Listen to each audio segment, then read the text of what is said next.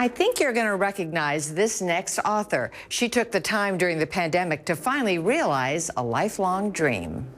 We're so happy to have you back in your old home to talk about your latest venture, Janet. Thank you. Thank you, Sandy. Wonderful. Great to see you. Great to always be back here in the desert. I usually come here at least once a month because I love it that much. The people treated me so great, and I've been coming here since I was a little kid. Right. So it is my second home, always will be. Good, good. And now this little man, actually he's not so little, is really taking a lot of my time. Guapo. And this has ties to our Coachella Valley, of course. Right. So tell our viewers the wonderful true story and inspiration behind this adorable children's book. Well, as you say, Sandy, it is based on a true story, and the story happened right here in the Coachella Valley.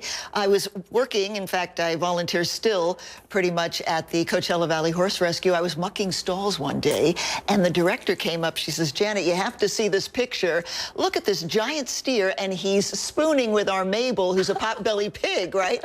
I said, you've got to be kidding. Then she goes on to tell me the great story that he was adopted when he was a baby, didn't have a home, and then he kept growing and getting so big. You know, steer get to be between 1,000 and 1,500 pounds. He's nearly 3,000 pounds now. God put a heart on his forehead, believe it or not. Beautiful. It's beautiful. Just incredible. It was a story that had to be told, right? That's so true. I told Annette, as she kept telling me things, the reporter light bulb went off, of course, and I said, this story should be in the hands of children. It has many life lessons. And that's really what compelled me to write the story, along with my co-writer, Wendy Perkins, who had worked at the San Diego Zoo for many years in the children's arena and did a lot of children's writing. Here we are, Wapo's Giant Heart, the true story of the calf who kept growing. And what I love about it, what really motivated me, Sandy, to write it was the life lessons, as I mentioned, because he got so big. Right. When he was taken to another location,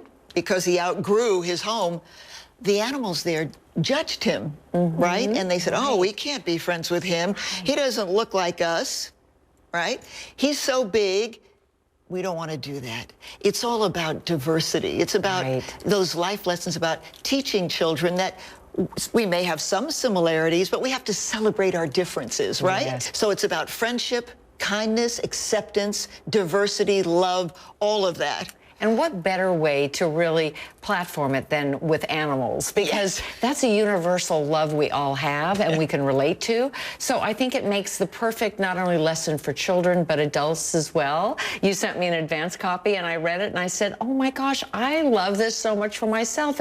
Little light bulbs go off. Well, I highly recommend it. I think it's so beautifully told, beautifully illustrated. Thank you. And you have such a beautiful big heart, Janet. You're the perfect person and ambassador to bring this story. Thank you so much. Wapo's got the giant heart, and part of the proceeds, by the way, from the book go to the Coachella Valley Horse Rescue. Nice. Very important. Beautiful, as always.